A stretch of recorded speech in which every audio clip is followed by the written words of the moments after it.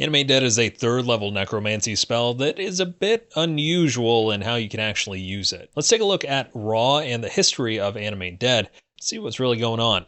This spell creates an undead servant, a bony boy to do your bidding. Choose a pile of bones or a corpse of a medium or small humanoid within range.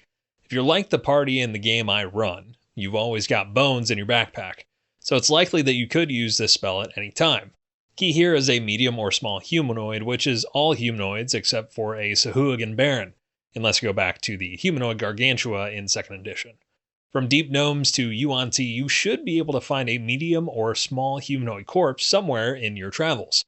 Raw also doesn't specify the number of bones you need to call it a pile, but as a DM, if you called 3 bones a pile, I'd call those 3 bones an unstable skeleton, incapable of holding weaponry of any sort.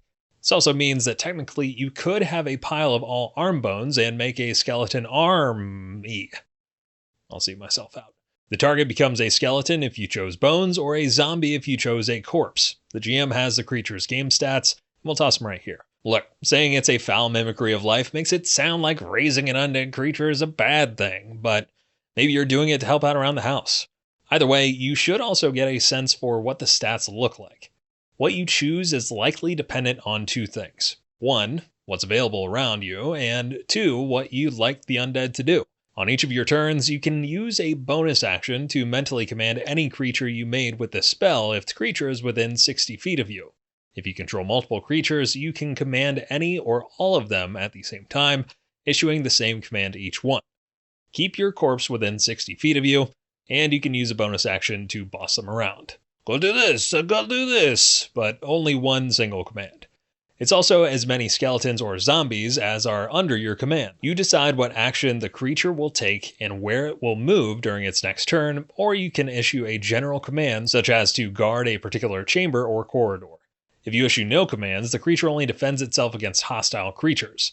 Once given an order, the creature continues to follow it until its task is complete. Personally, the general command is the golden piece of Animate Dead. Nothing overly complex, but if you give a general command of attack all enemies in a group until they are all dead, you then free up your bonus action until combat is over. Once they're finished, they will stand in place awaiting your next command. Skelly.exe has paused. The creature is under your control for 24 hours, after which it stops obeying any command you've given it. This does not mean it necessarily becomes hostile toward you, it just means the mental link has been severed.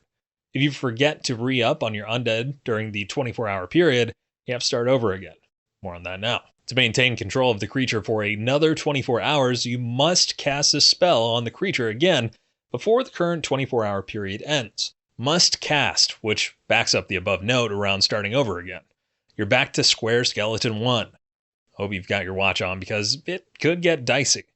This use of the spell reasserts your control over up to 4 creatures you have animated with the spell, rather than animating a new one. Got it? So 1 cast gives you reassertion of control over 4 undead. But can I get more by upcasting? Answer is yes. At higher levels, when you cast a spell using a spell slot of 4th level or higher, you animate or reassert control over 2 additional undead for each slot level above 3rd. Each of the creatures must come from a different corpse or pile of bones. People smarter than me have done the math already for this, so I'll link to it in the description, but the reassertion of control is extremely helpful if you're building femur friends.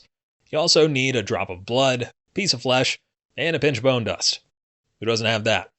All good necromancers do.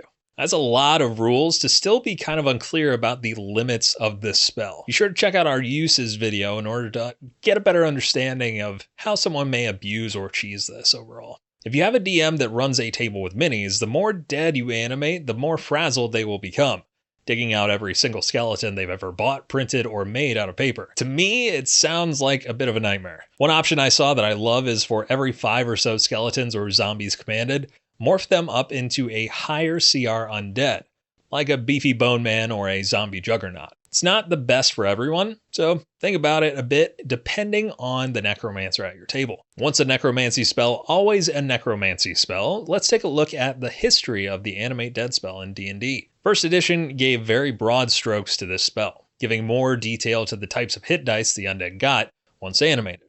It also included some statements about how Animate Dead was not compatible with a good alignment, etc., etc. Very clearly stating, casting this spell is not a good act and only evil priests use it frequently. Second edition allowed the caster to create one skeleton for one zombie for each experience level they attained, so an upper limit that increases with your level. This seems the most reasonable to me in terms of how many one can create. The duration was also permanent.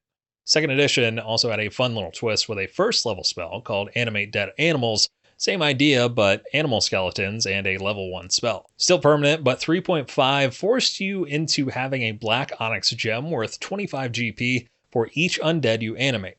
It also gave you the ability to animate multiples, and we all know multiples are best. The 4th edition of D&D turned this into a 9th level wizard spell and kept most of the same rules. Finally, 5th edition seems to have the most flexible ruling, though the permanence in previous editions sounds pretty nice. Final thoughts, as long as your necromancer isn't a real jerk, I think this is a fun spell to use at the table. Plenty of shenanigans to be had and plenty of creative ways to leverage zombies or skeletons. Still unclear on how to use Animate Dead or how to rule on some of these?